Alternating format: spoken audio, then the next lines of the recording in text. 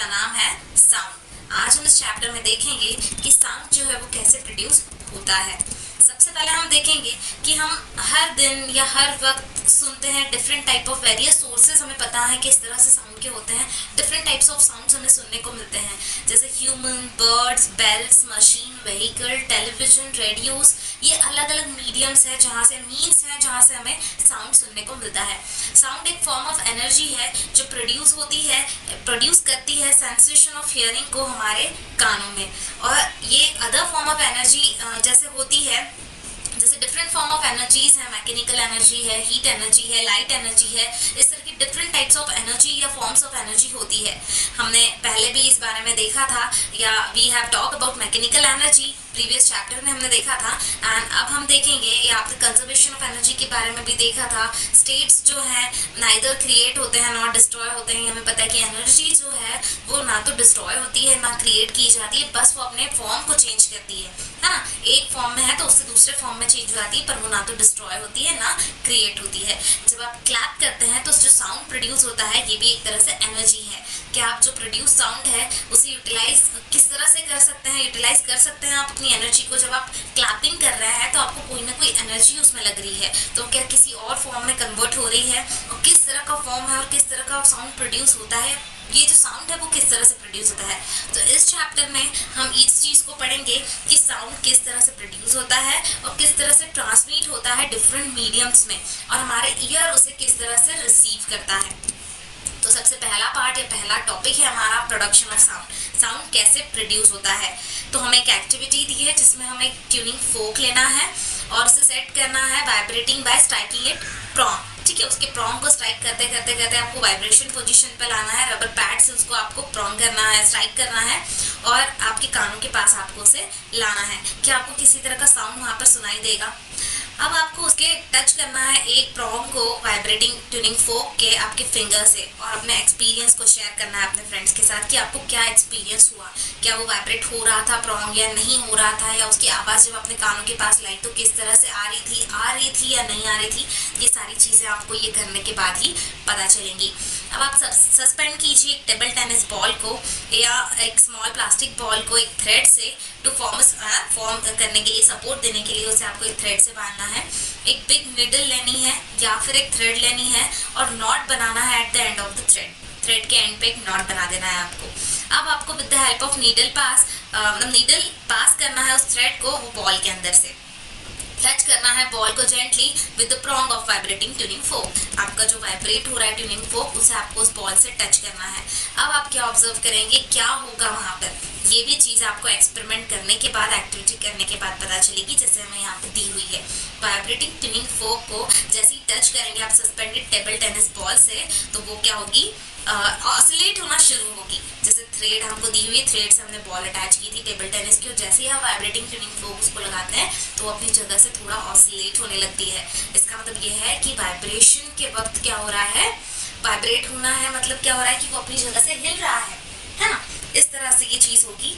एक और एक्टिविटी हमें दी है जिसमें हमें वाटर फिल करना है बीकर के अंदर या एक ग्लास के अंदर, उसकी ब्रिम तक, है ना, एकदम ऊपर तक, टॉप लेवल तक करना है, और टच करना है वाटर सरफेस को आपके एक प्रॉन्ग से, वाइब्रेटिंग ट्यूनिंग फोक की एक प्रॉन्ग से आपको उस वाटर सरफेस को टच करना है, जैसे हमें फिगर में दिया हुआ है।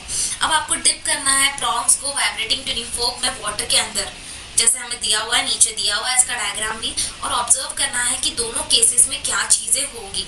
और इस चीज़ को है, इस एक्सपीरियंस को भी आपको अपने फ्रेंड्स के साथ में डिस्कस करना है। यहाँ पर हमें डायग्राम दी है जिसमें वन ऑफ द प्रॉन्ग जो है वाइब्रेटिंग ट्यूनिंग फोक का वो टच कर रहा है वाटर सरफेस को, ये दिखाया गया है। पर दूसरी वाली डायग्राम में हमें दोनों के दोनों जो प्रॉन्ग्स है वाइब्रेटिंग ट्यूनिंग फोक के, वो डीप किए गए हैं वाटर के अंदर।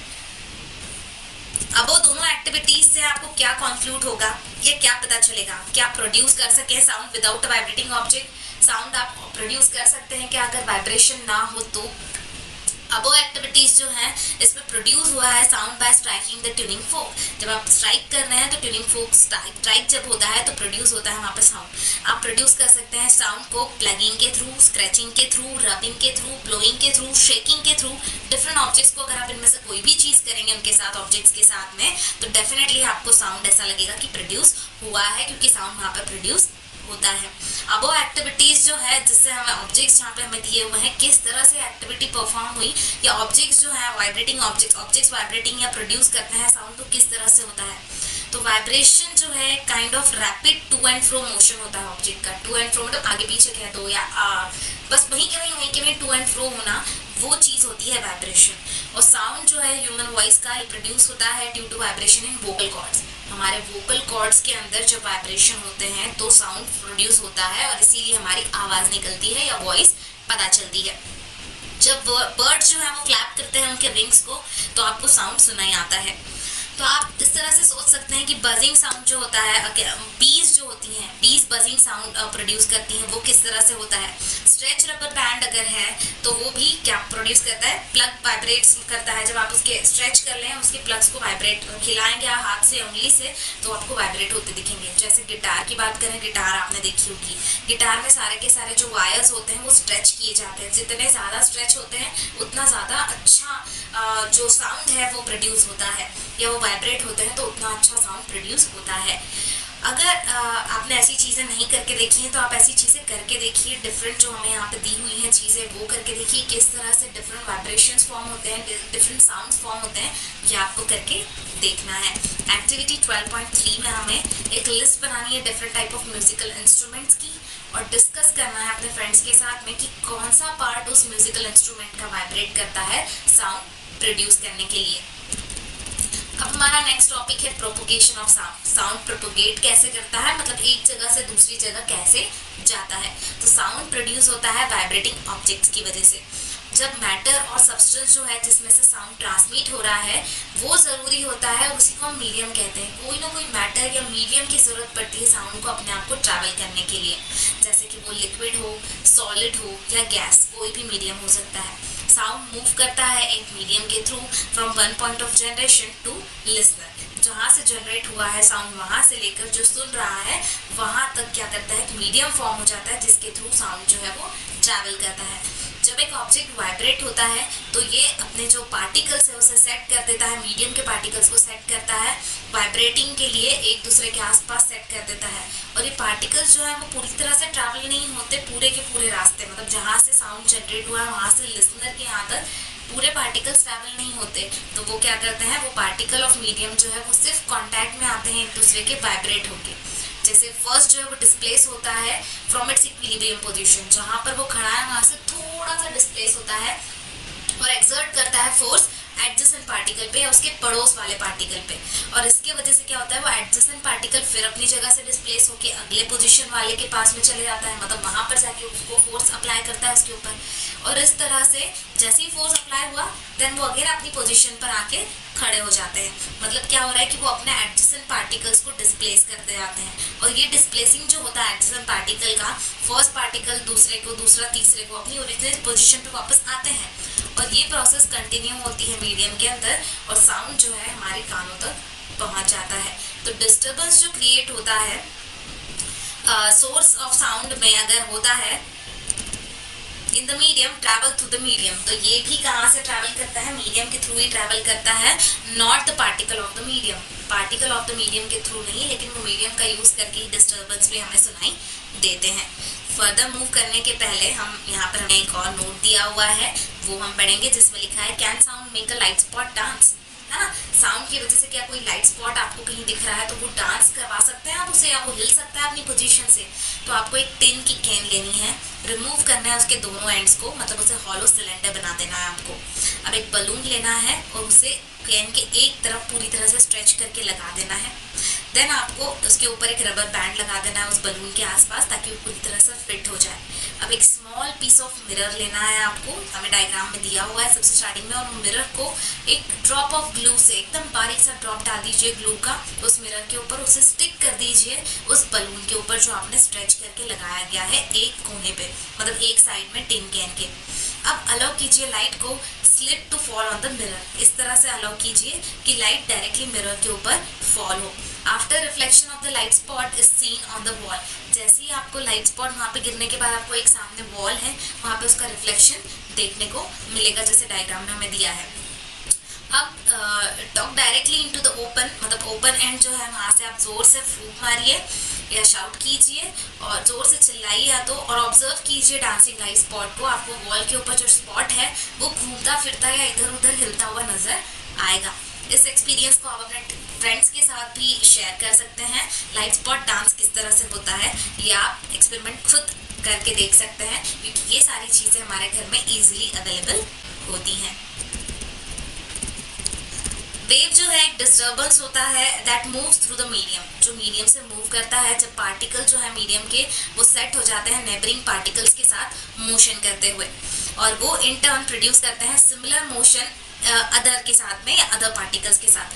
पार्टिकल्स ऑफ द मीडियम जो है वो मूव नहीं करते फॉरवर्ड खुद को, पर जो डिस्टर्बेंस जो होता है वो उनको कैरी आउट कर देता है, कैरिड कर देता है फॉरवर्ड की तरफ या आगे की तरफ मूव कर देता है।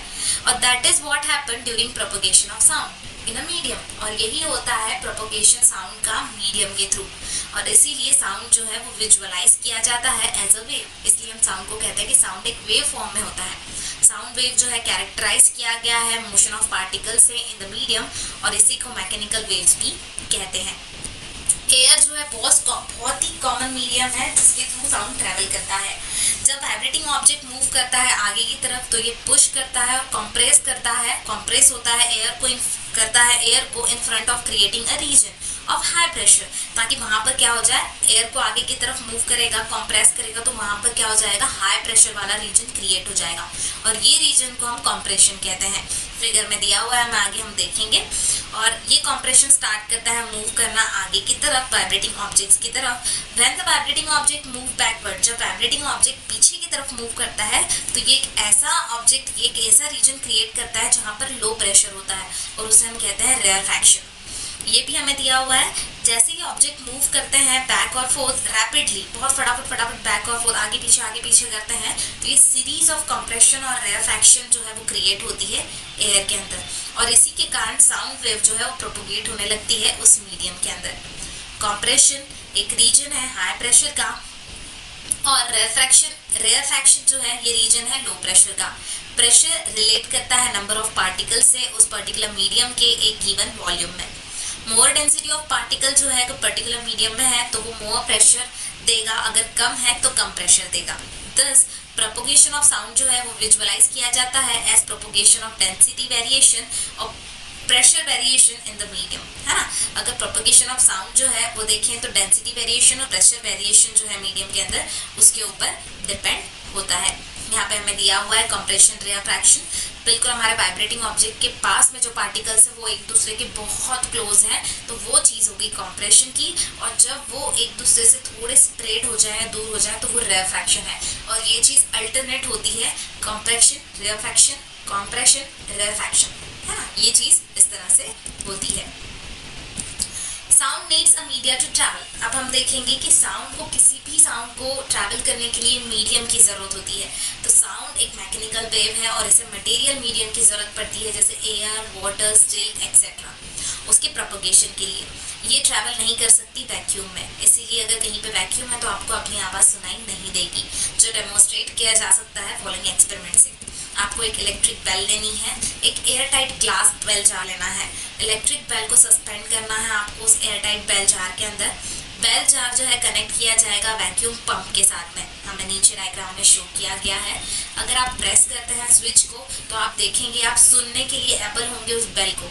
अब आप अपने वैक्यूम पंप को शुरू कर दीजिए। जैसे ही एयर जो है जार की वो पंप होने लगेगी, मतलब बाहर की तरफ निकलने लगेगी, वैक्यूम पंप क्या कर रहा है, एयर को खाली करने का काम कर रहा है। तो वो जैसे ही खाली करेगा या बाहर की तरफ जैसे मूव होने लगेगी, जो साउंड है आपको बेल का वो बहुत ही फेंटर सुनाई आएगा या बहुत ही हल्का सा सुनाई आने लगेगा। और जब तक उसके अंदर वो जो एयर है वो मौजूद होगी, थोड़ा फेंटर होगा, और वो सिचुएशन जब एयर पूरी तरह से निकल जाएगी या वहाँ पे कुछ भी नहीं होगा उस बेल जार के अंदर, पूरी तरह से वैक्यूम होगा, तो आपको उस बेल की आवाज़ नहीं आएगी। यहाँ पर हमें यही दिया हुआ है।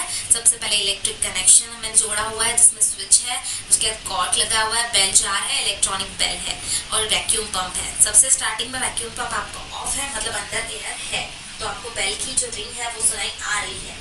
लेकिन जैसे वैक्यूम पंप आप शुरू करते हैं तो अब क्या हो रहा है, उसकी एयर धीरे धीरे बाहर निकलती जा रही है। वैक्यूम पंप उस एयर को खींच रहा है बाहर की तरफ। तो जैसे जैसे एयर कम होते जाएगी आपको बेल की जो साउंड है वो बहुत ही फेंटर सुनाई देने लगेगा और उसके बाद एक सिचुएशन ऐसी आएगी जब पूरे की पूरा एयर जो है वो खाली हो जाएगा, उसमें कुछ भी एयर नहीं रहेगा, तब आपको उस इलेक्ट्रिक बेल का साउंड सुनाई नहीं आएगा। Sound wave are longitudinal waves. Sound waves क्या है? लॉन्जिट्यूडनल वेव्स है। एक एक्टिविटी हमें दी हुई है जिसमें हमें एक स्लिंकी लेना है। अपने फ्रेंड्स को कहिए कि उसके वन एंड को पकड़ के रखे और अदर एंड को आपको पकड़ के रखना है। अब आप स्ट्रेच कीजिए उस स्लिंकी को, जो शो किया गया है 12.7 में हम देखेंगे नीचे। आपको एक शार्प पुश देना है अपने फ्रेंड को।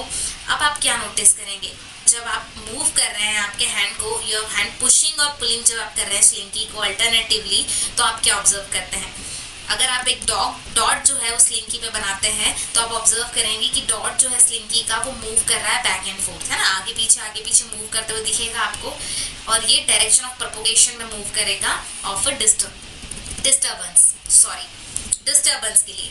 जैसे यहाँ पर ए में हमने दिया हुआ है और बी में सबसे पहले क्या किया है, सिंपली पकड़ा हुआ है हमने, और सेकंड वाले में हम क्या कर रहे हैं, बैक एंड फोर्थ, मतलब उसे पुश दे रहे हैं, पुश और पुल हम अगर कर रहे हैं तो हमें यहाँ पर अल्टरनेट कंप्रेशन और रेफैक्शन देखने को मिलेगा। और इसी के कारण हम कह सकते हैं कि लॉन्जिट्यूडनल वेव होती है साउंड।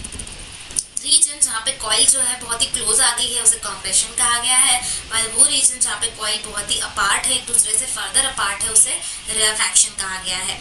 इसे सी और आर से डिनोट किया जाता है। हम ऑलरेडी जानते हैं कि साउंड प्रोपोगेट करता है मीडियम के थ्रू, और as a series of compression and refraction वहाँ पर देखने को मिलती है। अब हम कंपेयर करेंगे प्रोपोगेशन ऑफ डिस्टर्बेंस को स्लिंकी में with the sound propagation in a medium. अगर मीडियम में है तो ये जो वेव्स होती है इन्हें लॉन्जिट्यूडनल वेव्स कहा जाता है। और ये जो वेव्स होती है, इंडिविजुअल पार्टिकल्स ऑफ मीडियम जो होते हैं इसमें मूव करते हैं in a direction parallel to the direction of propagation of the disturbance. यहाँ पे पार्टिकल डिस्टर्बेंस की जो डायरेक्शन है प्रोपोगेशन की, वहीं के तरफ वो पार्टिकल्स जो है वो भी मूव करते हैं। पार्टिकल जो है मूव नहीं करते एक प्लेस से अनदर प्लेस, तो वो सिंपली ऑसिलेट होते हैं back and fourth about their position of rest. और ये एग्जैक्टली साउंड जो है हमारा साउंड वेव जो है प्रोपोगेट होती है, और इसीलिए साउंड वेव्स को हम लॉन्जिट्यूडनल वेव कहते हैं। अनदर टाइप ऑफ वेव जो है जिसे हम ट्रांसवर्स वेव कहते हैं। ट्रांसवर्स वेव जो होता है इसमें पार्टिकल ऑसिलेट नहीं करते along the line of wave propagation, पर ऑसिलेट अप एंड डाउन करते हैं मीन पोजीशन से, है ना, जहाँ पर वेव ट्रैवल कर रही है। ट्रांसवर्स वेव जो है एक one of the individual particle जिसमें होता है, जिसमें इंडिविजुअल पार्टिकल ऑफ मीडियम जो है मूव करते हैं उनकी मीन पोजीशन से in the direction perpendicular to the direction of wave की जो डायरेक्शन है उससे परपेंडिकुलर, मतलब क्या करेगी, ऊपर या नीचे की तरफ मूव करेगी, तो वो अप एंड डाउन की तरफ मूव करते हैं। लाइट जो है ट्रांसवर्स वेव है, पर लाइट के लिए देखें तो ऑसिलेशन जो है नॉट द मीडियम पार्टिकल्स और द प्रेशर और डेंसिटी, पर उसके लिए मीडियम ऑफ पार्टिकल्स नहीं होते या उनकी प्रेशर और डेंसिटी जो होती है वहाँ पे ज़रूरी नहीं होती। It is not a mechanical wave, क्योंकि लाइट क्या है हमारी ट्रांसवर्स वेव है, मैकेनिकल नहीं कह सकते। आप इसके बारे में और ज़्यादा जानेंगे हायर क्लासेस में, आपको पढ़ने को मिलेगा। अब हमारा नेक्स्ट पॉइंट है कैरेक्टरिस्टिक्स ऑफ साउंड वेव। क्या कैरेक्टरिस्टिक्स होती हैं साउंड वेव की, तो डिस्क्राइब करेंगे। हम जैसे डिस्क्राइब करते हैं साउंड वेव्स जो हैं उनकी कैरेक्टरिस्टिक्स में फ्रीक्वेंसी आती है, एम्पलीट्यूड आता है और स्पीड आती है। साउंड वेव जो है ग्राफिक फॉर्म में होती है, जैसे शो किया है 12.8 में हमें नेक्स्ट डायग्राम में दिया गया है, जो रिप्रेजेंट करती है कि डेंसिटी और प्रेशर किस तरह से चेंज होता है जब साउंड वेव जो है मूव करती है मीडियम के अंदर। Density as well as pressure जो है मीडियम का एक गिवन टाइम में वो वैरी करता है डिस्टेंस के साथ में above and below the average value of density and pressure. जो उनकी एवरेज वैल्यू है उसके ऊपर या नीचे जाएगा डेंसिटी और प्रेशर की, और उसके ऊपर डिपेंड होती है हमारी डेंसिटी, है ना, और प्रेशर जो है वो मीडियम का उस पर डिपेंड होता है, प्रेशर जो है वो उस पर डिपेंड होता है। 12.8 ए और बी हमें दिया हुआ जो रिप्रेजेंट करता है डेंसिटी और प्रेशर वेरिएशन को, और साउंड वेव जो प्रोपोगेट करती है मीडियम के अंदर। कंप्रेशन जो है वो रीजन होता है जहाँ पार्टिकल जो है क्राउडेड होते हैं टुगेदर, और रिप्रेजेंट किया जाता है upper portion of the curve से, और पीक रिप्रेजेंट करता है रीजन मैक्सिमम कंप्रेशन का। दस कंप्रेशन जो है वो रीजन होता है जहाँ पर डेंसिटी जो है और प्रेशर जो है बहुत हाई होता है, भाई इसके बिल्कुल अपोजिट में रेफ्रैक्शन के साथ होता है। ये रीजन होता है लो प्रेशर का, जहाँ पार्टिकल स्प्रेड होते हैं अपार्ट और रिप्रेजेंट किए जाते हैं valley that is the lower portion of the curve, है ना, एकदम नीचे का जो पोर्शन होता है वहां पर हमारा लो प्रेशर शो किया जाता है, जिसे रेयरफैक्शन कहते हैं। और ये पीक को हम कहते हैं क्रिस्ट और वैली को हम कहते हैं ट्रफ ऑफ द वेव। पहले हम डायग्राम को देख लेंगे। पहला हमें दिया है स्पीकर है, देखो डेंसिटी दी हुई है, इसमें कंप्रेशन में हमें एक पार्टिकल बहुत ज़्यादा कंप्रेस्ड है, रेयरफैक्शन में अपार्ट है। फिर वापस वही है, ये अल्टरनेट चलता है, ये फॉर डेंसिटी वेरिएशन है। प्रेशर वेरिएशन में भी सेम थिंग है, यहाँ पर भी हमें कंप्रेशन रेयरफैक्शन दी है अल्टरनेट प्रेशर वेरिएशन में। वेल डेंसिटी ऑफ प्रेशर का अगर हम ग्राफ देखें, मतलब graphically density of pressure variation देखें तो इस तरह से रिप्रेजेंट किया गया है, जिसमें ए जो हमें शो किया है एरो से वो एम्पलीट्यूड है, उसके बाद में हमें वेवलेंथ भी दी हुई है। ऊपर की तरफ हमारा क्रिस्ट होता है, नीचे की तरफ ट्रफ होता है, और ये हमारा एवरेज डेंसिटी ऑफ प्रेशर दिखाया गया है इस डायग्राम में। डिस्टेंस जो होता है बिटवीन टू कॉन्सेक्यूटिव कंप्रेशंस और टू कॉन्सेक्यूटिव रेयरफैक्शन, उसे वेवलेंथ कहते हैं, जो हमें शो किया था लैम्बडा से, ऊपर हमने दिखाया था डायग्राम में। वेवलेंथ जो है यूजुअली रिप्रेजेंट की जाती है, ये लेटर हमें यहाँ दिया है जिसे ग्रीक लेटर लैम्बडा ग्रीक में कहा जाता है, और इसका ऐसा यूनिट होता है मीटर। आगे बढ़ने से पहले हमें यहाँ पर इनके बारे में दिया है, हेनरिच रुडोल्फ के बारे में, हर्ट्ज के बारे में, जो बोर्न हुए थे 22 फरवरी 1857 को हाम्बर्ग जर्मनी में, और एजुकेट किया था उन्होंने खुद को यूनिवर्सिटी ऑफ बर्लिन से। ये कंफर्म थे J C Maxwell's electromagnetic theory by his experiment. उन्होंने इस चीज़ को या जेसी मैक्सवेल की इलेक्ट्रोमैग्नेटिक थ्योरी को अपनी एक्सपेरिमेंट से कंफर्म करवाया था। उन्होंने फाउंडेशन लेड किया था या फाउंडेशन रखा था future development of radio, telephone, telegraph और टेलीविजन का भी। इन्होंने डिस्कवर किया था फोटो इलेक्ट्रिक इफेक्ट को, जो लेटर एक्सप्लेन किया गया था एल्बर्ट आइंस्टाइन ने। ऐसा यूनिट फ्रीक्वेंसी का जो है वो इन्हीं के नाम पे रखा गया है, दैट इज हर्ट्ज। फ्रीक्वेंसी हमें बताती है कि कितने फ्रीक्वेंटली कोई भी इवेंट ऑकर होता है। सपोज आप बीटिंग कर रहे हैं ड्रम को, तो वो भी हमें फ्रीक्वेंसी बताएगा कितने टाइम्स आप बीट करते हैं ड्रम को पर यूनिट टाइम, एक टाइम में या पर यूनिट टाइम में, उसे फ्रीक्वेंसी कहा जाता है उस ड्रम की, बीटिंग द ड्रम की। हम जानते हैं कि जब साउंड प्रोपोगेट होता है मीडियम के थ्रू, तो डेंसिटी ऑफ द मीडियम जो है वो ऑसिलेट होती है मैक्सिमम वैल्यू और मिनिमम वैल्यू के बीच में। Change of density maximum value से मिनिमम वैल्यू जो है वो हमें बताती है, मतलब चेंज ऑफ डेंसिटी उसी को कहते हैं। और again to maximum value make one complete oscillation, मतलब जो चेंज हुआ कि पहले मैक्सिमम थी फिर मिनिमम आई एंड देन अगेन वही मैक्सिमम लिमिट तक या वैल्यू तक पहुंच गई, तो इसे हम कहते हैं एक oscillation. Number of such oscillation पर यूनिट टाइम अगर देखें तो वो होती है फ्रीक्वेंसी ऑफ साउंड वेव। अगर हम काउंट कर सकते हैं नंबर ऑफ कंप्रेशंस या रिफ्रैक्शन को क्रॉस पर यूनिट टाइम को, तो we will get the frequency of sound wave. और ये यूजुअली रिप्रेजेंट की जाती है V से, जो ग्रीक लेटर न्यू जिसे हम कहते हैं, और ऐसा यूनिट जो है इसका वो भी हर्ट्ज है, जिसका SZ जो है वो सिंबल है। टाइम लगता है जो दो कॉन्सेक्यूटिव कंप्रेशन और रेयरफैक्शन को क्रॉस करने के लिए एक फिक्स पॉइंट को, उसे टाइम पीरियड कहते हैं उस वेव का। अदर वर्ड्स में देखें तो हम ये कह सकते हैं कि जो टाइम लगता है एक कंप्लीट ऑसिलेशन के लिए in the density of medium, उसे टाइम पीरियड कहा जाता है ऑफ अ साउंड वेव, और ये रिप्रेजेंट किया जाता है बाय सिंबल T। उसका SI यूनिट जो है वो है सेकेंड, टाइम को हम सेकेंड्स में काउंट करते हैं। फ्रीक्वेंसी और टाइम पीरियड जो है वो रिलेटेड है इस तरह से, मतलब हम देखें तो यहाँ पर हमारी frequency is equal to 1/T या V is equal to 1/T है। अब हम देखेंगे वॉलिन और फ्लूट जो है बोथ प्ले करते हैं सेम टाइम पे ऑर्केस्ट्रा में, पर दोनों का साउंड जो है सेम मीडियम से भी ट्रैवल होता है। एयर जो है वो हमारा मीडियम होता है उस वक्त, और अराइव भी होता है हमारे कानों में सेम टाइम पे, पर दोनों के साउंड जो है सेम स्पीड और रिस्पेक्टिव सोर्स अगर देखें तो अलग अलग हैं, लेकिन सारी चीज़ें हमें सेम टाइम पे महसूस होती हैं, पर दोनों के जो साउंड हमें सुनाई आते हैं वो बिल्कुल डिफरेंट होते हैं। मतलब हम फाइंड आउट कर सकते हैं कि कौन सा साउंड वॉलिन का है और कौन सा साउंड फ्लूट का है। तो ये है due to different characteristics, associated जो कैरेक्टरिस्टिक्स है उनके कारण होता है, जो साउंड के साथ कैरेक्टरिस्टिक्स एसोसिएट की गई है उससे। और पिच जो है ये वन ऑफ द कैरेक्टरिस्टिक्स है साउंड का। हमारा ब्रेन जो है इंटरप्रेट करता है फ्रीक्वेंसी को एंड इमिटेड साउंड की, जिसे हम पिच कहते हैं। The faster the vibration of the sound, जितना फास्ट होगा वाइब्रेशन साउंड का सोर्स का, हायर इज द फ्रीक्वेंसी, उतनी ज़्यादा फ्रीक्वेंसी होगी और उतना ज़्यादा पिच होगा। दस हाई पिच ऑफ साउंड जो है वो करस्पॉन्ड करता है मोर नंबर ऑफ कंप्रेशन और रेयरफैक्शन को, जो पास करते हैं फिक्स पॉइंट से पर यूनिट टाइम में। ऑब्जेक्ट ऑफ डिफरेंट साइज और कंडीशन वाइब्रेट होते हैं डिफरेंट फ्रीक्वेंसीज में, ताकि वो प्रोड्यूस कर सकें डिफरेंट पिचेस को।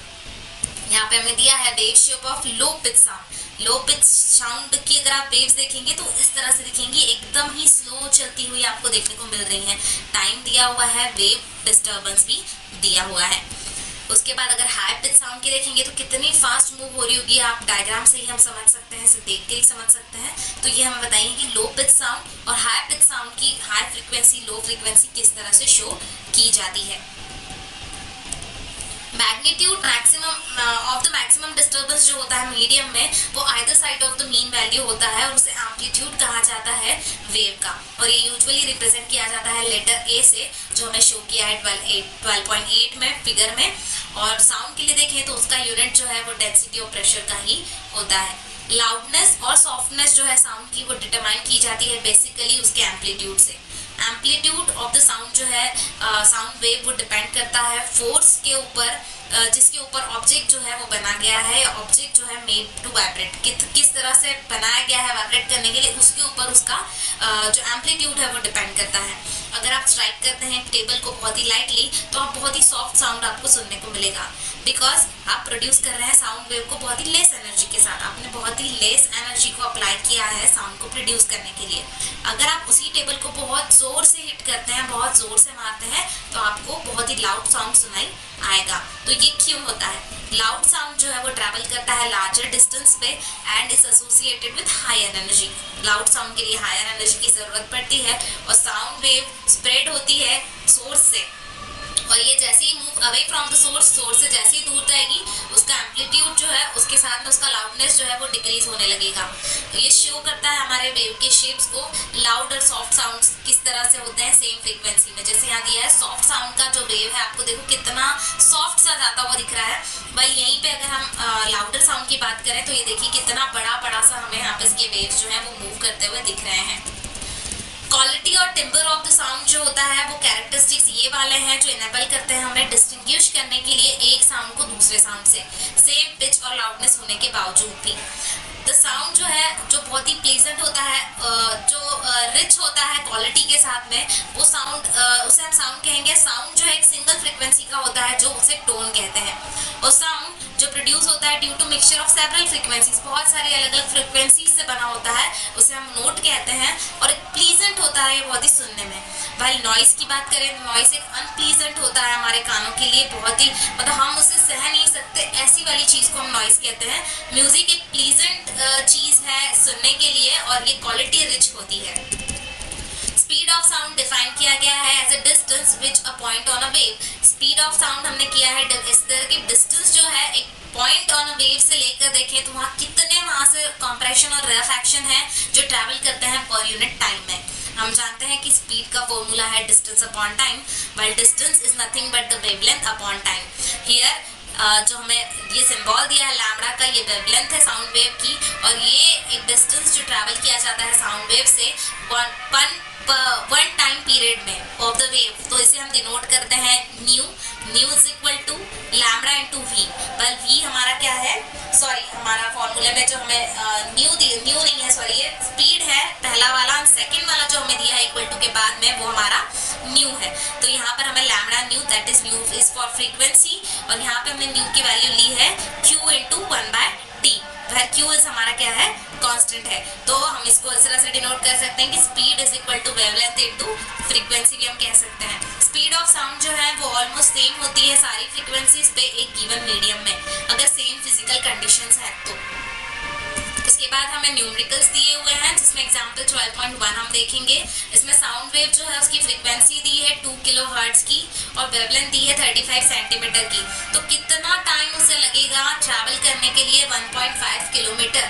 हमें यहाँ पे बहुत सारी या सब कुछ चीज़ें दी हैं, सिर्फ एक चीज़ फाइंड आउट करनी है हमारे ऊपर के फॉर्मूले में पुट करने के लिए। पहले हम देखेंगे यहाँ पर लिखेंगे जो चीज़ें हमें गिवन है। फ्रीक्वेंसी गिवन है 2 किलोहर्ट्ज, वेवलेंथ है 35 सेंटीमीटर। एक चीज़ याद रखें, आपको ये सारी चीज़ों को एक ही यूनिट में लाना है। जैसे या तो मीटर में ले लीजिए, सेंटीमीटर है तो सेंटीमीटर को मीटर में कर लेंगे, किलो हर्ट्ज है तो हर्ट्ज में कर लेंगे। वो हमने कन्वर्ट कर लिया है, 2000 हर्ट्ज आया है, 0.35 मीटर आया है। अब हम जानते हैं कि स्पीड कैसे निकालना है। तो स्पीड जो है हमारा is equal to wavelength to frequency है है ना। तो speed is equal to lambda v दिया हुआ है, पहले हमने वैल्यूज पुट की, यहाँ हमारा आंसर आया है 700 मीटर पर सेकेंड। ये क्या आई हमारी स्पीड आई है। अब इसका यूज करके हमको क्या निकालना है, कितना टाइम लगेगा, तो हमें टी निकालना है। Time taken by the wave to travel a distance, तो हमें डिस्टेंस कितना ट्रैवल करना है 1.5 किलोमीटर, ये चीज हमें दी हुई है। फ्रेंड्स यहाँ पर जो फॉर्मूला है वो मिसप्रिंट हो गया है, या कह सकते हैं आया नहीं यहाँ पे प्रिंट होकर, तो मैं आपको बता रही हूँ यहाँ हमें फॉर्मूला लगाना है speed is equal to distance upon time का। वाइल टाइम हमें निकालना है तो टाइम को हम स्पीड की जगह ले आएंगे, स्पीड को टाइम की जगह ले जाएंगे, तो ये हो जाएगा time is equal to distance upon speed and just put the values of the numbers, that is values of the alphabet. जैसे हमारे डिस्टेंस है तो डिस्टेंस हमें दिया हुआ है 1.5 किलोमीटर, इसे भी हम मीटर में कन्वर्ट करेंगे, ये होगा 1500 मीटर, और उसके ऊपर हम उसके नीचे हम क्या लेंगे, स्पीड हमारी क्या निकली है 700। तो जब आप 1500 को 700 से डिवाइड करेंगे तो हमारा आंसर आएगा 2.1 सेकेंड, और ये इतना टाइम हमें लगेगा 2.1 सेकेंड लगेगा, तो हम ट्रैवल कर सकेंगे डिस्टेंस को 1.5 किलोमीटर के। इस तरह से इस एग्जाम्पल को हमने सॉल्व किया है। एक और चीज यहाँ दी है कि अमाउंट ऑफ साउंड एनर्जी जो पास करती है each second through unit area, उसे इंटेंसिटी कहते हैं साउंड की। कभी कभी हम यूज करते हैं लाउडनेस या इंटेंसिटी को इंटरचेंजेबली, मतलब दोनों को एक दूसरे की जगह यूज कर लेते हैं, पर ये दोनों चीजें सेम नहीं है। लाउडनेस एक मेजर है जिसमें हम रिस्पॉन्स की बात करते हैं, हमारे ईयर का रिस्पॉन्स उस साउंड को, even when two sounds of equal intensity, अगर दोनों इक्वल इंटेंसिटी के साउंड है तो भी हम जो है हियर कर सकते हैं एक लाउडर और एक अदर को, मतलब दोनों के दोनों लाउडर सेम है, लेकिन फिर भी आप उनके बीच में फर्क पहचान सकते हो, डिटेक्ट कर सकते हो। आपके कान जो है किसी एक साउंड को बहुत जल्दी सुनते हैं, भले वो दोनों सेम लाउडनेस के हों, तो हमारे कान जो है वो डिटेक्ट कर सकते हैं बहुत ही अच्छी तरह से दो साउंड्स के डिफरेंस को। Speed of sound in different medias में किस तरह से स्पीड होती है हमारे साउंड की। साउंड जो है प्रोपोगेट करता है मीडियम के थ्रू, ये हमें पता है, फाइनाइट स्पीड में। साउंड, अगर आप थंडर का साउंड देखते हैं, आपको सुनने को मिलता है, तो वो लिटिल लेटर पता चलता है, थोड़ी देर बाद आपको पता चलता है। पहले आपको क्या होता है, उसका फ्लैश पता चलता है, या लाइट का जो फ्लैश है वो देखने को मिलता है, उसके बाद आपको थंडर का साउंड सुनाई देता है। तो हम ये कह सकते हैं कि साउंड ट्रैवल करता है एक ऐसी स्पीड से जो बहुत कम होती है as compare to speed of light. Speed of sound जो है वो डिपेंड होता है प्रॉपर्टीज ऑफ मीडियम के ऊपर जिससे वो ट्रैवल कर रहा है। आपने ये भी पढ़ा होगा कि डिपेंडेंस जो होता है, आप इन चीजों के बारे में आप हायर क्लास में पढ़ेंगे कि स्पीड ऑफ साउंड जो है मीडियम में वो डिपेंड करता है टेम्परेचर के ऊपर भी और प्रेशर ऑफ मीडियम के ऊपर भी। स्पीड ऑफ साउंड डिक्रीज होता है जब हम दूर जाते हैं, या we go from solid to gases, है ना, सॉलिड स्टेट से आप गैसेस की तरफ जाएंगे तो स्पीड ऑफ साउंड क्या होगा, कम होते जाएगा। किसी भी मीडियम में जैसे हम इंक्रीज कर रहे हैं टेम्परेचर ऑफ द स्पीड, अगर इंक्रीज होता है साउंड का इंक्रीज होगा, मतलब in any medium as we increase the temperature the speed of sound also increases। Temperature बढ़ेगा तो साउंड भी, स्पीड ऑफ साउंड भी बढ़ेगा। For example speed of sound अगर एयर में देखें तो वो 331 मीटर पर सेकेंड है at 0 degree Celsius, well 344 metre per second है एट 22 डिग्री सेल्सियस। तो स्पीड ऑफ साउंड जो है एक पर्टिकुलर टेम्परेचर पे वेरी, मतलब पर्टिकुलर टेम्परेचर का पर्टिकुलर होता है। वेरियस मीडिया जो है वो हमें यहाँ पे लिस्ट किए गए हैं टेबल 12.1 में, आप इसे मेमोराइज कर सकते हैं। जैसे 12.1 में हमें speed of sound different media की दी है 25 डिग्री सेल्सियस पे, हमारा टेम्परेचर क्या है 25 डिग्री सेल्सियस कांस्टेंट है, इसके ऊपर डिफरेंट मीडियम्स में या सब्सटेंस में किस तरह से स्पीड होगी ये हमें दी गई है। सॉलिड में एल्यूमिनियम है जिसमें स्पीड है 6420 metre per second, nickel, steel, iron, brass, glass ये दिया हुआ है। लिक्विड में वाटर में होती है 1531 मीटर पर सेकेंड। गैसेस में हाइड्रोजन की बात करें तो 1284 मीटर पर सेकेंड ये स्पीड दी गई है। इस चीज को याद रखना बहुत जरूरी है, एग्जाम्स में ये चीज आपको पूछी जा सकती है। इसके बाद हम देखेंगे, हमें एक चीज दी है सोनिक बूम के बारे में। तो जब हम जानते हैं कि when the speed of any object, कोई भी ऑब्जेक्ट की स्पीड जब एक्सीड करती है स्पीड ऑफ साउंड को, तो कहते हैं कि वो सुपरसोनिक स्पीड होती है। बुलेट्स, जेट एयरक्राफ्ट जो है ये ऑफन ट्रैवल करते हैं सुपरसोनिक स्पीड से। जब साउंड जो है वो प्रोड्यूस करता है, जब साउंड है प्रोड्यूसिंग सोर्स जो है वो मूव करता है हायर स्पीड से एज कम्पेयर टू साउंड, तो वो प्रोड्यूस करता है शॉक वेव्स को एयर के अंदर, और ये शॉक वेव्स जो होती है वो कैरी करती है लार्ज अमाउंट ऑफ एनर्जी को। द एयर प्रेशर वेरिएशन जो एसोसिएट करता है इस टाइप के शॉक के साथ या शॉक वेव्स के साथ, वो बहुत ही शार्प होते हैं और लाउड साउंड होता है जिसे हम सोनिक बूम कहते हैं। शॉक वेव्स प्रोड्यूस होती है बाय सुपरसोनिक एयरक्राफ्ट के थ्रू, और इनफ एनर्जी जो है वो एनर्जी जो है शटर ग्लास के लिए लगती है, और बिल्डिंग्स भी इसके कारण क्या हो सकती हैं, डैमेज हो सकती है। नेक्स्ट पॉइंट है हमारा reflection of sound. Sound bounce होता है जब सॉलिड या लिक्विड से टकराता है, जैसे कि हमारे रबल बॉल की बात कर लें, अगर आप बॉल को बाउंस करते हैं, बॉल के साथ में टकराती है तो वो बाउंस होती है। उसी तरह लाइक लाइट साउंड जो है वो भी रिफ्लेक्ट होता है at the surface of the solid और लिक्विड, और फॉलो करता है सेम लॉज ऑफ रिफ्लेक्शन को जो हमने स्टडी किए थे अर्लियर क्लासेस में। वो डायरेक्शन जिसमें साउंड जो है ट्रैवल करता है, साउंड का जो डायरेक्शन होता है उसमें इंसिडेंस और रिफ्लेक्शन दोनों इक्वल एंगल फॉर्म करते हैं नॉर्मल से, मतलब नॉर्मल से रिफ्लेक्टिंग सरफेस सेम होता है रिफ्लेक्टिंग और इंसिडेंट सरफेस, और 3 जो है सेम प्लेन में तीनों रहते हैं, मतलब रिफ्लेक्टिंग भी, नॉर्मल भी और इंसिडेंस भी। ऑब्स्टेकल अगर लार्ज साइज का आप केस में है, ऑब्स्टेकल ऑफ लार्ज साइज जो है, जो पॉलिश या रफ जो होता है अगर है, तो वो नीड करता है रिफ्लेक्शन ऑफ साउंड वेव्स को, मतलब उसकी जरूरत पड़ती है। एक्टिविटी में हमें यही दिया हुआ है, एक्सपेरिमेंट करके देखना है हमें, जिसमें हमें 2 आइडेंटिकल पाइप्स लेने हैं जो हमें शो किए गए हैं, नीचे में डायग्राम दी गई है, और आपको पाइप्स को चार्ट पेपर के थ्रू भी आप बना सकते हैं। लेंथ ऑफ पाइप जो है आपकी लॉन्ग होनी चाहिए, सफिशिएंटली लॉन्ग होना चाहिए। अब आप उसे एक टेबल के पास में नियर अ वॉल इस तरह से अरेंज करना है आपको उन दोनों को, और एक क्लॉक जो है आपको एक ओपन एंड की तरफ क्लॉक को आपको रखना है, और दूसरे की तरफ आपको अपने कान को रखना है, या हियर करने के लिए साउंड को आपको इस तरह से अरेंज करना है, उस पाइप को एडजस्ट करना है उनकी पोजीशन को, दोनों पाइप्स की, ताकि आप इजीली या बहुत अच्छे से सुन सके साउंड को, किस तरह से क्लॉक का जो साउंड है या टिक टिक की जो आवाज है वो आपको किस तरह से क्लियर आएगी सुनाई, उस तरह से एडजस्ट करना है। अब आपको मेजर करना है एंगल ऑफ इंसिडेंस को और रिफ्लेक्शन को, और रिलेशनशिप देखनी है एंगल्स के बीच में। Lift the pipe on the right vertically to a small height, फिर आप थोड़ा सा पाइप को उठाइए राइट वेंट्रिकली और स्मॉल हाइट पे, और ऑब्जर्व कीजिए कि फिर क्या होता है। जैसे आप देख सकते हैं यहाँ पर हमें अरेंजमेंट दिया गया है, आपको इससे इजीली समझ में आ जाएगा कि किस तरह से जो साउंड है वो ट्रैवल करता है, रिफ्लेक्शन ऑफ साउंड किस तरह से होता है। नेक्स्ट पॉइंट है हमारा इको।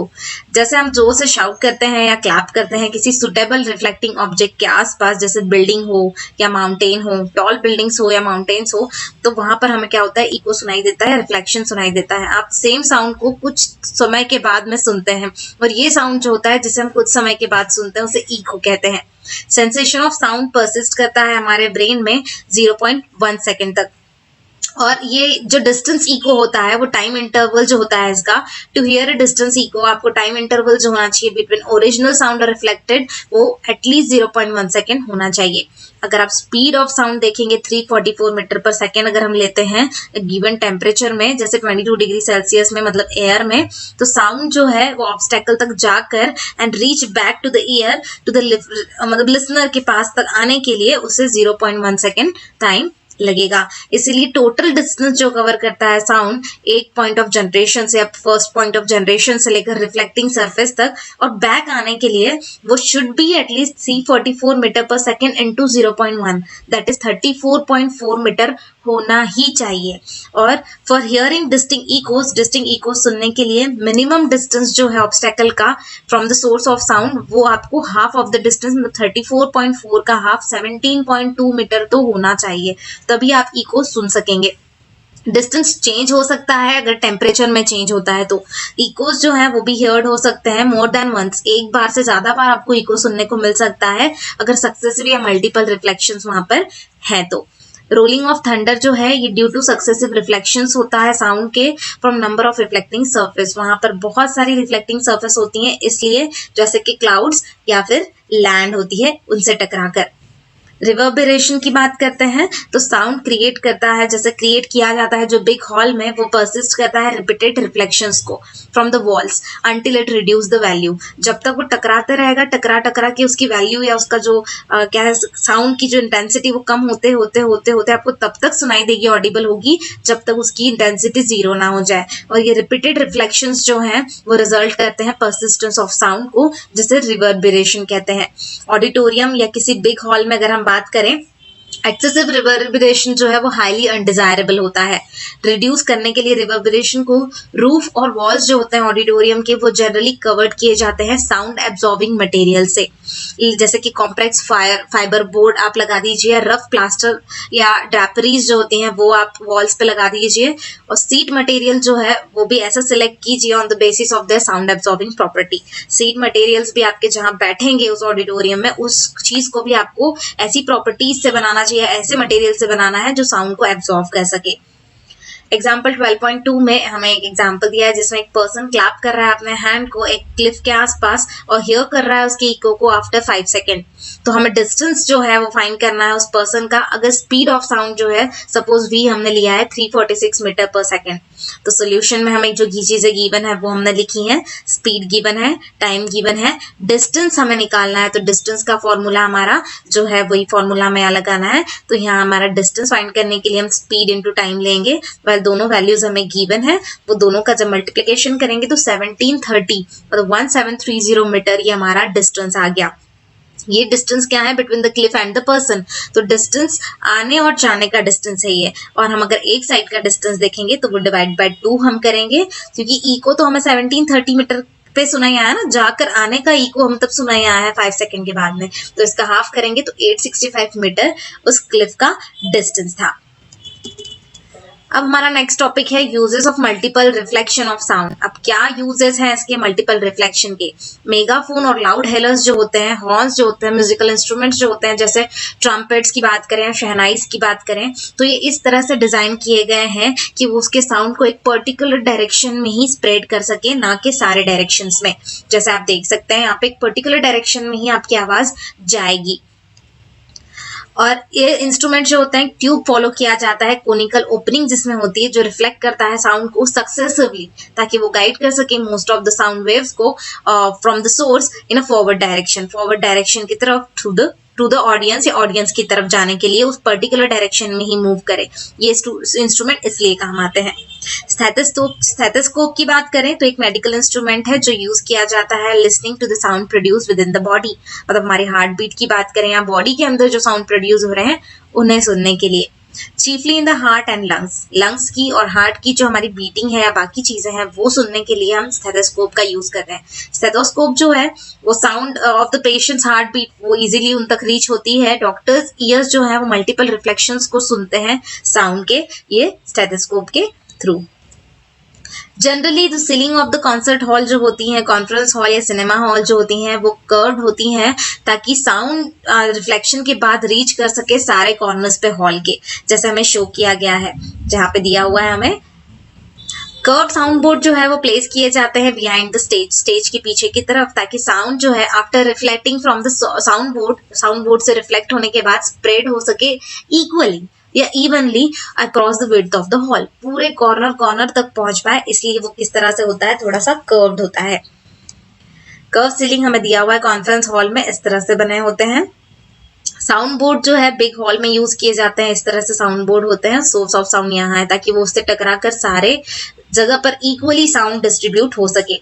अब हम रेंज ऑफ हियरिंग देखेंगे तो ऑडिबल रेंज जो है साउंड की ह्यूमंस के लिए वो एक्सटेंड की गई है 20 हर्ट्ज से 20,000 हर्ट्ज तक। 1 हर्ट्ज मतलब 1 साइकिल पर सेकेंड। चिल्ड्रन जिनकी एज होती है अंडर द एज ऑफ 5 जो होते हैं, और कुछ एनिमल्स वो जैसे कि डॉग्स की बात करें तो ये 25 किलो हर्ट्ज मतलब 1 किलो हर्ट्ज मतलब 1000 हर्ट्ज होते हैं। तो ये 25,000 हर्ट्ज तक सुन सकते हैं कौन, 5 साल से नीचे वाले बच्चे या कुछ एनिमल्स।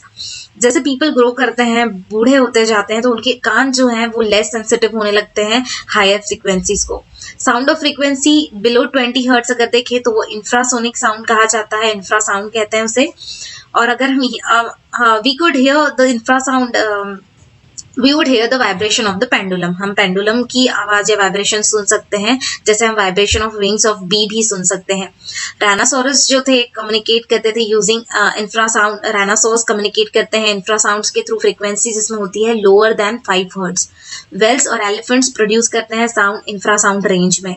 और ये ऑब्जर्व किया जाता है कि कुछ एनिमल डिस्टर्ब होते हैं अर्थक्वेक आने से पहले। तो इसका मतलब ये है कि अर्थक्वेक जो प्रोड्यूस करता है लो फ्रीक्वेंसी इंफ्रासाउंड को before the main shock waves के पहले जो वो करता है वो पॉसिबली अलर्ट करता है एनिमल्स को। फ्रीक्वेंसीज हायर देन 20 किलोहर्ट्ज जो होती है उन्हें अल्ट्रासोनिक साउंड कहते हैं या अल्ट्रासाउंड कहते हैं, और हमारे 20,000 हर्ट्ज से ज्यादा वाली जो होती है फ्रीक्वेंसी उसे अल्ट्रासाउंड या अल्ट्रासोनिक साउंड कहते हैं। अल्ट्रासाउंड प्रोड्यूस करता है डॉल्फिन्स के थ्रू, प्रोड्यूस होता है बैट्स या प्रोपाइजर्स करते हैं प्रोड्यूसर से। मोड्स ऑफ सर्टेन फैमिलीज जो है वो बहुत ही सेंसिटिव हियरिंग इक्विपमेंट उनके पास होता है, और ये मोड्स हियर कर सकते हैं हाई फ्रीक्वेंसी को, स्क्वीज को of the bat and know a bat is flying near by. उन्हें पता चल जाता है कि आसपास कोई बैट फ्लाई कर रहा है, और वो एबल होते हैं वहां से हटने के लिए, एस्केप करने के लिए कैप्चर होने से। Rats also play a game of producing ultrasound. Rats भी अल्ट्रासाउंड जो है प्रोड्यूस करते हैं और इस तरह के गेम्स खेलते हैं वो। हियरिंग एड की बारे में बात करें तो पीपल जिन्हें सुनने में प्रॉब्लम होती है या लॉस हो जाता है, उनका हियरिंग लॉस हो जाता है, तो उन्हें हियरिंग एड की जरूरत पड़ती है। हियरिंग एड एक इलेक्ट्रॉनिक या बैटरी ऑपरेटेड डिवाइस है। ये हियरिंग एड रिसीव करता है साउंड को माइक्रोफोन के थ्रू, और ये माइक्रोफोन उसे कन्वर्ट करता है उस साउंड वेव्स को इलेक्ट्रिकल सिग्नल के अंदर। ये इलेक्ट्रिकल सिग्नल एम्पलीफाइड किया जाता है एम्पलीफायर के through. Amplified electric signal given किए जाते हैं स्पीकर को ऑफ हियरिंग एड के स्पीकर को। तो स्पीकर वो उसको कन्वर्ट करता है, एम्पलीफाइड करता है इलेक्ट्रिकल सिग्नल में तो साउंड, और सेंड करता है ईयर ऑफ क्लियर हियरिंग, ताकि इजीली कोई भी जैसे सुनने में प्रॉब्लम है वो उसे इजीली क्लियरली हियर कर सके, सुन सके। अब हम इसके एप्लीकेशंस देखेंगे तो अल्ट्रासाउंड जो है आर हाई फ्रीक्वेंसी वेव्स, ये बहुत ही हाई फ्रीक्वेंसी की वेव्स है। जैसे हमने देखा था 20,000 हर्ट्ज से ऊपर वाला जो साउंड होता है वो अल्ट्रासाउंड होता है। अल्ट्रासाउंड एबल करता है to travel along well defined path से वो इजीली ट्रैवल कर सकता है, even in the presence of obstacle. बीच में अगर ऑब्स्टेकल है फिर भी वो पास हो सकता है। Ultrasound use extensively in industries and for medical purpose. Ultrasound generally use किया जाता है to clean the parts located in the hard to reach places. ऐसी जगहों पे जो पार्ट्स है जहां पर पहुंचना बहुत मुश्किल है, उस जगह पर अल्ट्रासाउंड का यूज किया जाता है। For example spiral tube, odd shape part जो होते हैं जहां पर कोई भी चीज सीधी से ना जा सके, ऑड शेप है जिसका, इलेक्ट्रॉनिक कंपोनेंट्स की बात करें वहां पर अल्ट्रासाउंड को भेजा जाता है और यूज किया जाता है।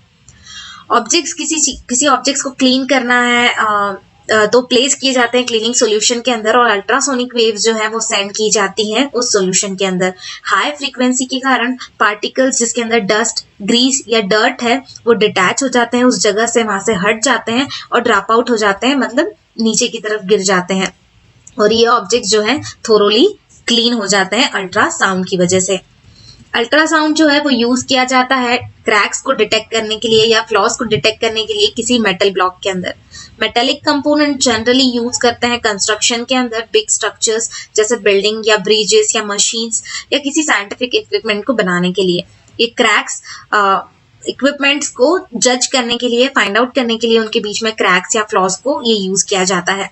क्रैक्स और holes inside the metal block अगर हैं तो जो इनविजिबल है, अगर अंदर की तरफ किसी के अंदर फॉल्ट है, फ्लॉ है, क्रैक है, तो आप वो देख नहीं पाते हैं बाहर की तरफ से, और ये उसकी स्ट्रेंथ को कम कर देता है उस पर्टिकुलर ऑब्जेक्ट की। तो अल्ट्रासोनिक वेव्स जो है वो उसमें से क्या किया जाता है, अल्ट्रासोनिक वेव्स को उस पर्टिकुलर ऑब्जेक्ट में से पास किया जाता है, उस मेटल ब्लॉक के थ्रू पास किया जाता है, और डिटेक्टर्स जो है वो यूज किए जाते हैं to detect the transmitted waves. अगर वहां पर स्मॉल डिफेक्ट अगर कोई भी है, छोटा सा एक डिफेक्ट भी है, तो अल्ट्रासाउंड जो है वो रिफ्लेक्ट हो जाएगा बैक, वापस उल्टा लौट आएगा, जैसे हम कह सकते हैं इन प्रेजेंस ऑफ फ्लॉ या क्रैक या डिफेक्ट। तो इससे हमें समझ में आ जाएगा कि उस पर्टिकुलर जगह पर वहां पर क्या है, क्रैक है। जैसे हमें यहाँ डायग्राम में दिया है, अल्ट्रासाउंड जो है reflected back from defective location. देखो बीच में एक डिफेक्ट हमें दिया गया है, फ्लॉ दिया गया है, बाकी सारी की सारी साउंड वेव्स तो डिटेक्टर के पास पहुंच गई, लेकिन जहां पर फ्लॉ था वहां से वो सारी की सारी वेव्स क्या हो गई, बैकवर्ड मूव हो गई या पीछे की तरफ मूव हो गई, जिससे हमने इजीली डिटेक्ट कर लिया कि कोई फ्लॉ या क्रैक उस पर्टिकुलर मेटल ब्लॉक में है। ऑर्डिनरी साउंड जो होता है लॉन्गर वेवलेंथ का होता है, और वो यूज नहीं किया जा सकता ऐसे पर्पस के लिए, और वो क्या होते हैं कि बेंड हो जाते हैं। ऑर्डिनरी साउंड को आप यूज करेंगे, अल्ट्रासाउंड को यूज नहीं करेंगे, तो वो अगर आप ये क्रैक वाले, हमारा जो एग्जांपल था मेटल ब्लॉक का, उसमें अगर आप यूज करते हैं ऑर्डिनरी साउंड को, तो वो क्या कर जाएगा, आसपास से बेंड होकर कॉर्नर से हमारे डिटेक्टर्स तक पहुंच जाएगा, मतलब वो बैकवर्ड मूव नहीं करेगा, जिससे हम इजीली डिटेक्ट नहीं कर पाएंगे क्रैक या फ्लॉ को। अल्ट्रासोनिक वेव्स जो है वो मेड किए जाते हैं to reflect from various part of the heart, हमारे हार्ट के वेरियस पार्ट्स को हम रिफ्लेक्ट करने के लिए, and from the image of the heart. और ये टेक्निक को हम इकोकार्डियोग्राफी भी कहते हैं। अल्ट्रासाउंड स्कैनर जो है एक ऐसा इंस्ट्रूमेंट है जो यूज करता है अल्ट्रासोनिक वेव्स को ताकि वो इमेजेस ले सके हमारे इंटरनल ऑर्गन्स की, ह्यूमन बॉडी के इंटरनल ऑर्गन्स की। डॉक्टर जो है वो पेशेंट्स के ऑर्गन की इमेज को, जैसे लीवर की या गॉल ब्लैडर या यूटेरस, किडनीज, इनकी इमेजेस को फाइंड आउट करने के लिए अल्ट्रासाउंड का यूज करते हैं। और ये हेल्प करता है डॉक्टर को वो डिटेक्ट कर सके एबनॉर्मलिटीज को, जैसे कि अगर आपके गॉल ब्लैडर में स्टोन है, गल ब्लैडर में जैसे हमारे स्टोन्स है या किडनीज या ट्यूमर्स है डिफरेंट ऑर्गन्स में, तो वो भी हम अल्ट्रासाउंड के थ्रू इजीली फाइंड आउट कर सकते हैं। उसके बाद ये टेक्निक जो है अल्ट्रासोनिक वेव्स की, मतलब इस टेक्निक में अल्ट्रासोनिक वेव्स जो होती हैं वो ट्रैवल करती हैं टिश्यूज ऑफ द बॉडी के थ्रू भी, और रिफ्लेक्ट होती हैं उस रीजन से जहां पर चेंज हुआ है टिश्यूज की डेंसिटी में। चेंज ऑफ टिश्यू डेंसिटी जो है वहां से वो रिफ्लेक्ट होना शुरू होती है, और ये वेव्स जो है उसके बाद कन्वर्ट होती हैं इलेक्ट्रिकल सिग्नल के अंदर जो यूज किए जाते हैं जनरेट करने के लिए इमेज ऑफ द ऑर्गन को। और ये इमेजेस जो है उसके बाद डिस्प्ले की जाती है मॉनिटर के ऊपर या प्रिंट की जाती है फिल्म के फॉर्म में, जैसे हम कह सकते हैं एक्सरे जो होता है उसके फॉर्म में। ये टेक्निक को हम अल्ट्रासोनोग्राफी भी कहते हैं। अल्ट्रासोनोग्राफी यूज की जाती है एग्जामिनेशन ऑफ फीटस के लिए भी, बच्चे की जो कंडीशन है, बच्चा जो है अंदर पेट के प्रेगनेंसी के वक्त उसकी कंडीशन को भी एग्जामाइन करने के लिए इजीली ये अल्ट्रासोनोग्राफी हम यूज कर सकते हैं। जो कॉन्जेनियल डिफेक्ट्स होते हैं, ग्रोथ एबनॉर्मलिटीज होती हैं, उसे फाइंड आउट कर सकते हैं। अल्ट्रासाउंड जो है वो एम्प्लॉयड किया जाता है to make small stones form by the kidneys. Kidneys में जो स्टोन्स फॉर्म हो गए हैं फाइन ग्रेन्स के फॉर्म में, उसे फाइंड आउट करने का काम करती है, और ये ग्रेन्स जो है लेटर ऑन फ्लश किए जाते हैं यूरिन के थ्रू। सोनार जो है एक एक्रोनम है, सोनार जो स्टैंड किया जाता है साउंड नेविगेशन या रेंजिंग के लिए। सोनार एक डिवाइस होता है जो यूज करता है अल्ट्रासोनिक वेव्स को ताकि मेजर कर सके डिस्टेंस को, डायरेक्शन और स्पीड को अंडर वाटर ऑब्जेक्ट्स की। How does the Sonar work, ये किस तरह वर्क करता है? तो सोनार कंसिस्ट होता है ट्रांसमीटर के और एक डिटेक्टर उसमें होता है, और उसे इंस्टॉल किया जाता है बोट या शिप के अंदर, जैसे हमें यहाँ पे शो किया गया है। यहाँ पे बोट दी हुई है, वाटर सरफेस बताया है, डिटेक्टर और ट्रांसमीटर उस बोट में लगे हुए हैं, और लास्ट में हमारा सी बेड है। डिस्टेंस फाइंड आउट होता है इससे। ट्रांसमीटर प्रोड्यूस करता है और ट्रांसमिट करता है अल्ट्रासोनिक वेव्स को। ये वेव्स ट्रैवल करती हैं वाटर के ऊपर, and after striking the object on the sea bed, जैसे ही स्ट्राइक करती है वो रिफ्लेक्ट होती है बैक और सेंस करती है डिटेक्टर के थ्रू, या डिटेक्टर उसे सेंस करते हैं। डिटेक्टर कन्वर्ट करते हैं अल्ट्रासोनिक वेव्स को इलेक्ट्रिकल सिग्नल के अंदर जो एप्रोप्रिएटली इंटरप्रिटेड होती है।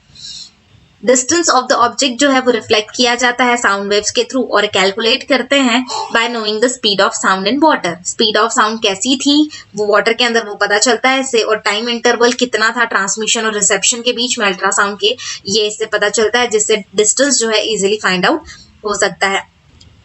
अगर टाइम इंटरवल देखें बिटवीन ट्रांसमिशन और रिसेप्शन अल्ट्रासाउंड के, अगर हमने टी कंसिडर किया है और स्पीड ऑफ साउंड जो है सी वाटर पे वो v है, तो टोटल डिस्टेंस 2d, जाने और आने का डिस्टेंस जो है वो 2d से डिनोट किया जाएगा अल्ट्रासाउंड का, और इसका फॉर्मूला हम ले सकेंगे 2d is equal to v into t, that is distance is equal to speed into time. Above method जो है उसे इको रेंजिंग कहते हैं। सोनर टेक्निक जो है वो यूज की जाती है ताकि वो डिटरमाइन कर सके डेप्थ ऑफ द सी को, और लोकेट कर सके under water hills, valleys, submarines, icebergs या संकन शिप्स को फाइंड आउट करने के लिए यूज होती है। एग्जाम्पल दिया है जिसमें हमें शिप एक अल्ट्रासाउंड को सेंड करती है जो रिटर्न होता है उस सी बेड से टच होकर डिटेक्ट किया जाता है 3.42 सेकेंड्स के बाद। अगर स्पीड ऑफ अल्ट्रासाउंड जो है सी वाटर में वो 1531 मीटर पर सेकेंड है, तो डिस्टेंस कितना होगा सी बेड का उस शीप से, ये हमें फाइंड आउट करना है। तो गिवन हमें टाइम दिया हुआ है 3.42 सेकेंड्स, स्पीड दी है v is equal to 1531 metre per second, distance find out करना है। तो डिस्टेंस हम टोटल 2d होता है हमारा, क्योंकि जाने और आने का डिस्टेंस है, तो 2d is equal to speed into time ले लेंगे, जिसका आंसर है 5236। पर हमें डिस्टेंस फाइंड आउट करना है, डिस्टेंस 2d नहीं लेना है, आने और जाने का नहीं, सिर्फ सी बेड से शिप का डिस्टेंस लेना है, तो वो जस्ट इसका हाफ हो जाएगा। सिर्फ जाने का डिस्टेंस या सिर्फ आने का एक डिस्टेंस हमें देखना है, दैट इज 2618 मीटर। ये हमारा डिस्टेंस होगा सी बेड का शिप से। एज मेंशन अर्लियर, पहले जैसे बताया था कि बैट्स जो है अपने प्रे को सर्च करने के लिए फ्लाई करते हैं डार्क में, नाइट में, और एमिट करते हैं डिटेक्टिंग रिफ्लेक्शंस को अल्ट्रासोनिक वेव्स के थ्रू, और इस तरह की वेव्स वो रिफ्लेक्ट करते हैं। हाई पिच अल्ट्रासोनिक स्क्वेज जो होते हैं बैट के, वो रिफ्लेक्ट करते हैं फ्रॉम द ऑब्स्टेकल या प्रे, किसी प्रे से टकरा कर, उनके शिकार से टकरा कर अगर वो रिफ्लेक्ट हो रही है तो वो बैट को, उनके ईयर में वो चीज समझ में आ जाती है, उनके कानों तक पता चल जाता है रिफ्लेक्शन। नेचर ऑफ रिफ्लेक्शन उन्हें बताता है कि बैट, मतलब नेचर ऑफ रिफ्लेक्शन बैट को बता देता है कि ऑब्स्टेकल या प्रे कहाँ पर है या कितने दूरी पर है। प्रोपाइसिस जो है also use ultrasound for navigation, और लोकेशन ऑफ फूड के लिए अगर अंधेरे में देखना है तो भी वो इसका यूज करते हैं। इसके बाद हमारा टॉपिक है structure of human I. Human आई का स्ट्रक्चर कैसा होता है, कैसे हम सुन पाते हैं, क्या हम एबल होते हैं किसी भी चीज को सुनने के लिए एक्सट्रीमली सेंसिटिव डिवाइस के थ्रू, जिसका नाम है कान। ईयर हम जैसे कहते हैं, ईयर से ही हम सुन सकते हैं किसी भी चीज को। ये हमें अलाउ करता है कि हम कन्वर्ट कर सकें प्रेशर वेरिएशन को एयर के अंदर के, और ऑडिबल फ्रिक्वेंसीज जो है उन्हें इलेक्ट्रिकल सिग्नल के अंदर कन्वर्ट करता है, जो ट्रैवल करती है हमारे ब्रेन के थ्रू, मतलब ब्रेन तक जाती है ऑडिटरी नर्व्स के थ्रू। ऑडिटरी एस्पेक्ट जो है ह्यूमन ईयर का, ये हमें डिस्कस किया गया है यहाँ पे, जिसमें हमें डिफरेंट पार्ट्स दिए हैं, जैसे pinna, hammer, anvil, Oval window है, टिम्पैनिक मेम्ब्रेन है, ईयर ड्रम है। ये बहुत सारे डिफरेंट पार्ट्स हैं हमारे ईयर के अंदर के, outer ear, middle ear, inner ear. Outer ear को हम पिन्ना कहते हैं, ये कलेक्ट करता है साउंड को हमारे सराउंडिंग से, और ये कलेक्टेड साउंड जो है पास करता है ऑडिटरी कैनल के अंदर। At the end of auditory canal, जहां पर एंड होता है ऑडिटरी कैनल का, वहां पर एक थिन मेम्ब्रेन बना होता है, ईयर ड्रम जिसे हम कहते हैं, या टिम्पैनिक मेम्ब्रेन कहते हैं। जब कंप्रेशन ऑफ मीडियम रीच करता है ईयर ड्रम को, तो प्रेशर जो होता है ईयर ड्रम का, the pressure of the outside membrane increase हो जाता है, बाहर की मेम्ब्रेन का प्रेशर इंक्रीज होता है, और वो फोर्स करता है हमारे ईयर ड्रम को अंदर की तरफ। सिमिलरली ईयर ड्रम मूव करता है आउटवर्ड की तरफ, और रेयर फ्रैक्शन रीच करता है हमारी तरफ।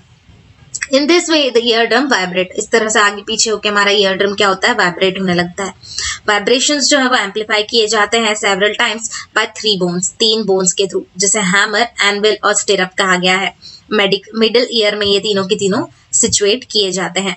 मिडिल ईयर ट्रांसमिट करता है एम्पलीफाइड प्रेशर वेरिएशन को, जो रिसीव किए जाते हैं, वेरिएशन रिसीव करता है from the sound wave to the inner ear, sound wave से लेकर इनर ईयर तक। In the inner ear pressure variation जो है वो टर्न किया जाता है into electric signal by cochlea. ये इलेक्ट्रिक सिग्नल सेंड किए जाते हैं ब्रेन के थ्रू, मतलब ब्रेन को दिए जाते हैं वाया ऑडिटरी नर्व, और ब्रेन उसके बाद में इंटरप्रेट करता है हमारे साउंड के ऊपर, या इंटरप्रेट करता है उन्हें एज अ साउंड। तो इस तरह से इस चैप्टर को हमने यहाँ साउंड के चैप्टर को कंप्लीट किया है, सेकेंड पार्ट को कंप्लीट करके इस वीडियो में फ्रेंड्स। और